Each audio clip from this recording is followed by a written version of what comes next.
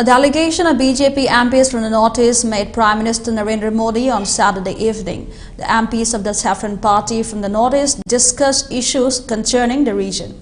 The MPs delegation was led by Bjp National President J.B. Nadda and National General Secretary B.L. Santosh. Several key and burning topics concerning the Northeast were reportedly discussed in the meeting.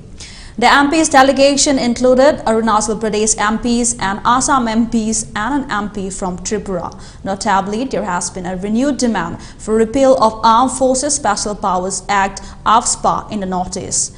The demand for repeal of AFSPA in the Northeast has grown louder ever since the killing of 13 innocent civilians by security forces in Nagaland's Mon district on December 4. Regional parties in the Northeast that are allies to the Bjp in the region, including ruling NDPP in Nagaland and ruling NPP in Meghalaya, have also raised demands for repeal of AFSPA.